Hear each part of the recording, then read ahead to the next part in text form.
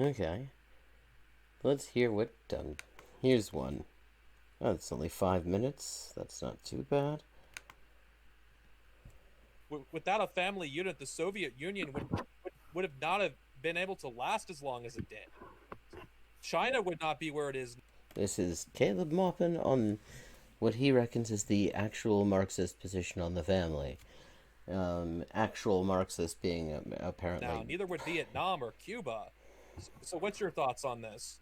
Well, I mean, I think that, you know, like, again, it's taking part of Marxism, all right, and blowing it up into something different. And that's what kind of the mainstream, the mainstream left, I guess you could call it, the synthetic left has done, right?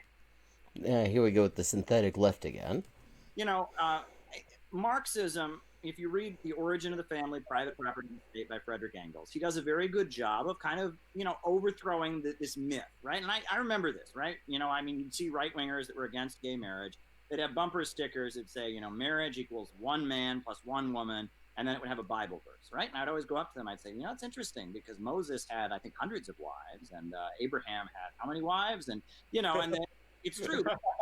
It's real. For the majority of human history, there was no marriage. Okay, where's the actual Marxist position, though, 20 to Caleb? 30 people who were kind of a family all together, and they didn't even keep track of whose kid was whose kid.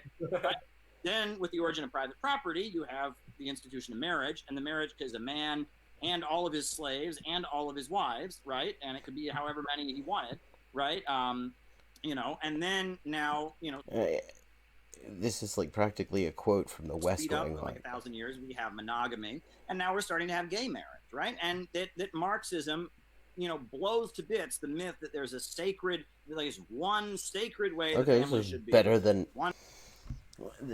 This is actually considerably better than his attempts to interpret Marxism most of the time. It's actually better than I was expecting. One father, one mother, multiple children. That is the sacred way a family must be. Well, Marxism says not necessarily, right? And it shows that there's a dialectical thing, that as the economic base of society changes, the nature of the family structure changes, right? And that's very good, because this notion that there is one sacred way, well, if you're gay or lesbian, you're going to feel like, oh, I don't belong, and I'm not able to have a family the way I want it. Or, maybe there's, a woman who wants to have children, and she has the economic means. She wants to be a single mother. Right.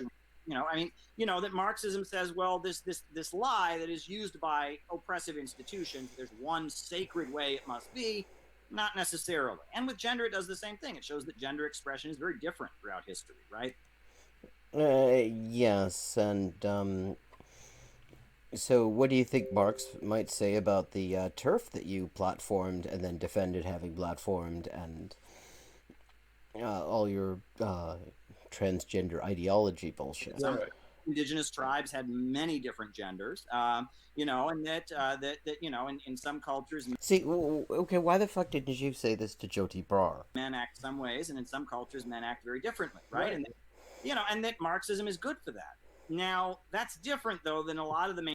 See, okay. What gets me here is, seriously, what we're seeing is that he could actually have challenged Jyoti Brar on this. He isn't completely ignorant on the subject, unlike so many other subjects he holds court on. He could have, and then he didn't, and then he doubled down on that. He really could have. Mainstream left take that, and then they say, like, well, it's not that the family changes based on economic circumstances. We're going to change the family.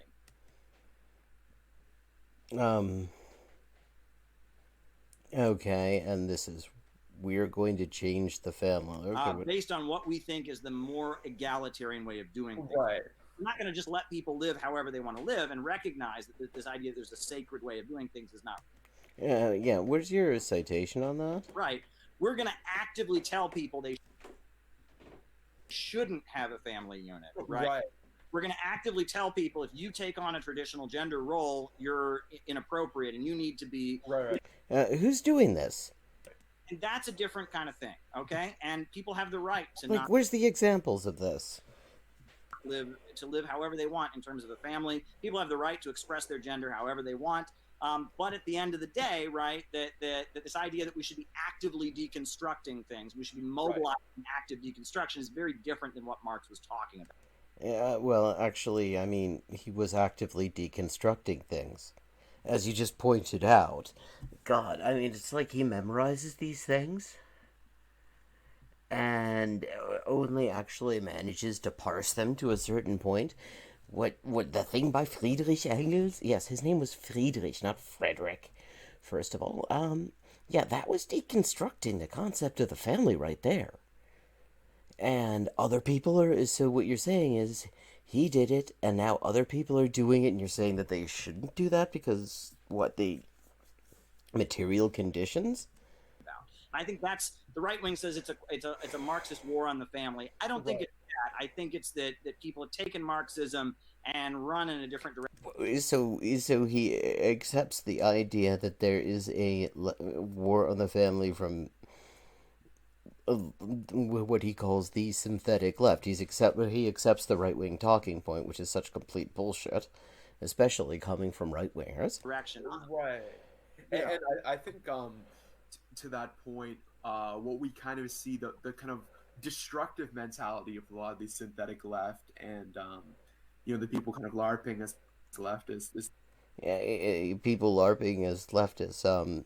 Well, this is something that Caleb Maupin can speak to. He LARPs as a leftist all the time. That they want to destroy. So they look at the kind of monogamous relationship and they want to break that down. But there's no talk of actually what about expanding the family? What about including grandparents, including uncles and aunts, having larger families? So when who's stopping you? And I notice, I don't want to sound identity politics here, but I do notice this specifically with white anarchists. Generally talk quite a bit about this. Let's get rid of couples. Let's just live all on our own. This. Yeah, I've literally never heard this, and anarchists, many of them white, are like the people I've had the closest political contact to over the entirety of this century.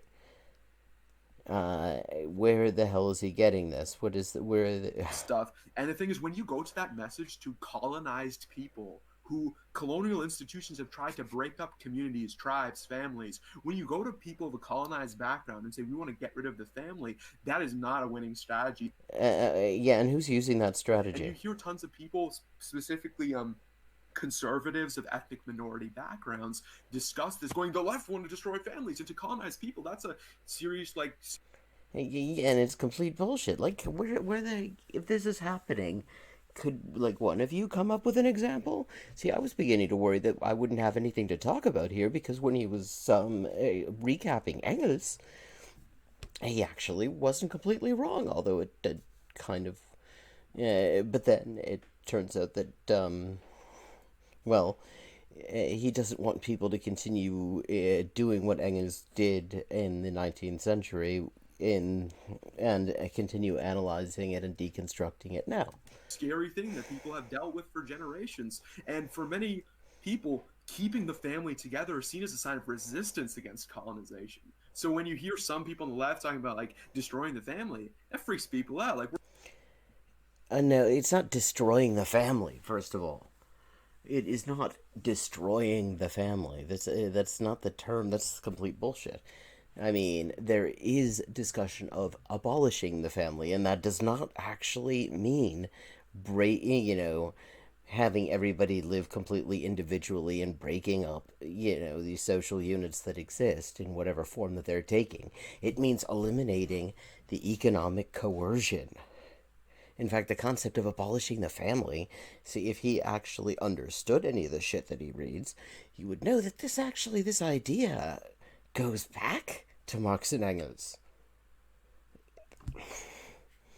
They're talking about the bourgeois family and the economic constraints that cause it to take a certain form when it could actually take other forms, and that recognize certain forms of it in, give it some sort of legal recognition, social recognition, and not others.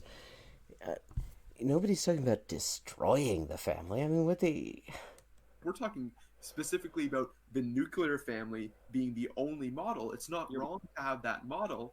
And it's not wrong to want to just live on your own, not have a partner if you want. Tons of people want to do that too.